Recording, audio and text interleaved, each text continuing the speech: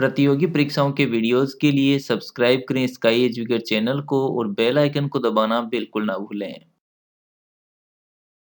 नमस्कार दोस्तों, sky educate में आपका फिर से स्वागत है और मैं हूं एसके कटारिया। दोस्तों, यह संस्कृत व्याकरण का वीडियो है जिसमें हम पढ़ रहे हैं संज्ञा प्रकरण।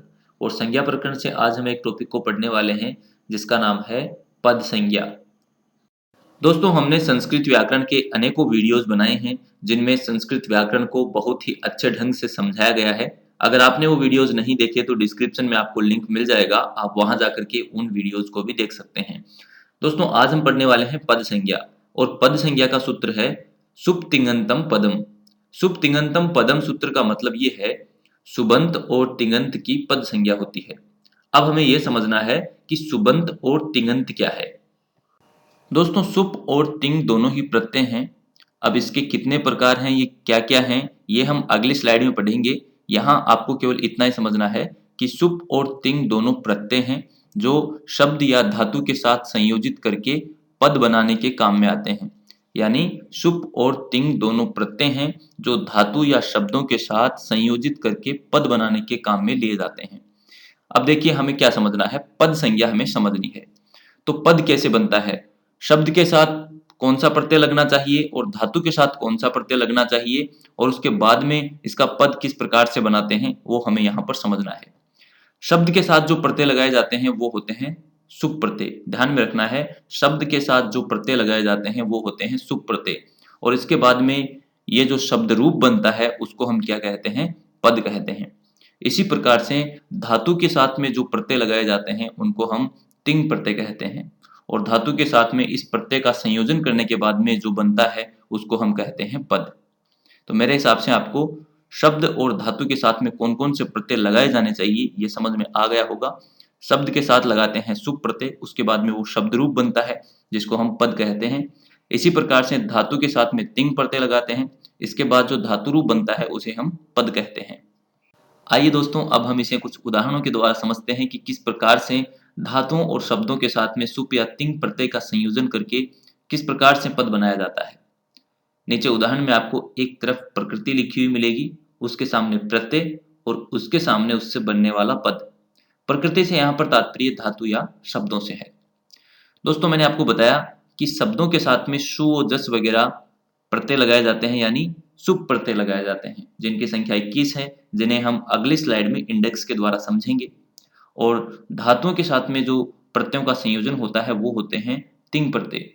तिप तस झी वगैरह 18 तिंग प्रत्यय होते हैं, जिनको भी हम अगले स्लाइड में इंडेक्स के द्वारा समझेंगे। यहाँ पर हमें केवल पद बनाना सीखना है। दोस्तों, यहाँ पर दो प्रकार के एग्जाम्पल्स लिखे गए हैं। एक तरफ शब्द, उसके साथ में सु और जस वगैरह प्रत्ययों का संयोजन करके पद बनाया गया है, और दूसरी तरफ धातु, उनके साथ तिंग प्रत्ययों का, तिप्तस झी वगैरह प्रत्ययों का संयोजन करके पद बनाए गए हैं। इनको हम कहते हैं शब्द रूप। जो गज है, गजो, गजाह जो हैं, इनको हम क्या कहते हैं, शब्द रूप कहते हैं। और जो पठती, पठतः, पठन्ति ये हैं, इनको हम कहते हैं धातु रूप।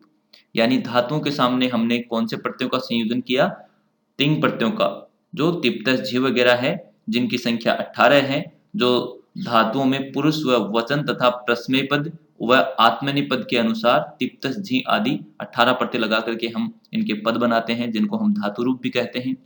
इसी प्रकार से जो गज शब्द है, इसके सामने हमने सु और जस वगैरह प्रत्यय लिखे हैं। शब्दों से विभक्ति एवं वचन के अनुसार सु और जस आदि प्रत्यय लगाकर विभक्ति कार्य करके हम पद बनाते हैं। तो इस प्रकार से शब्द रूप और धातु रूप ये दोनों ही पद के उदाहरण हैं, यानी हम इसको पद कहते हैं। हम अकेले शब्द को पद नहीं कह सकते, हम अकेली धातु को भी पद नहीं कह सकते। यानी यहाँ पर गज है, ये केवल शब्द है, ये शब्द रूप या पद नहीं है। इसी प्रकार से पट केवल एक धातु है, ये धातु रूप या पद नहीं है।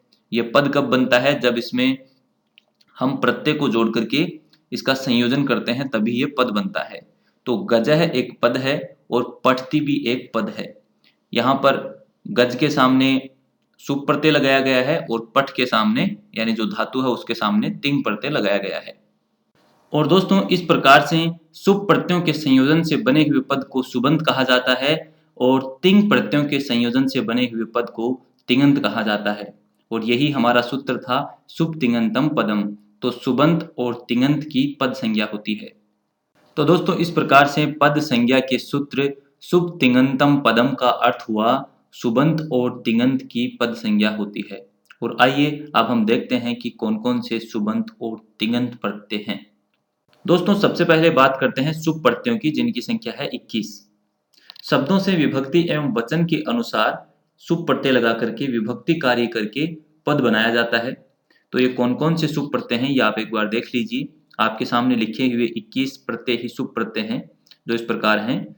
सु ओजस, अम ओटसस, टाभ्याम भिस, ङेभ्याम भ्यस, ङसीभ्याम भ्यस, ङस ओस आम और ङी ओस सुप। ये 21 सुब प्रत्यय हैं। अब बात करते हैं तिङंत प्रत्ययों की। दोस्तों धातुओं से पुरुष एवं वचन तथा प्रश्नेय पद व आत्मनेय पद के अनुसार टिप तस जी आदि 18 प्रत्यय होते हैं, जिनमें सबसे पहले हम देखते हैं प्रश्नेय पद। प्रश्नेय पद में जो 9 प्रत्यय हैं वो हैं टिप तस जी, सिप थस थ, मिप वस मस। और उसके बाद में 9 प्रत्यय होते हैं वो होते हैं आत्मनेय पद, वो भी देख लेते हैं।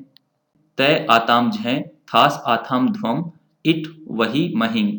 तो इस प्रकार से 9 प्रत्यय आत्मनेय पद और 9 प्रत्यय प्रश्नेय पद। तो कुल प्रत्ययों की संख्या हुई तिङ प्रत्ययों की 18 है और जो शुभ प्रत्यय हैं उनकी संख्या हुई 21।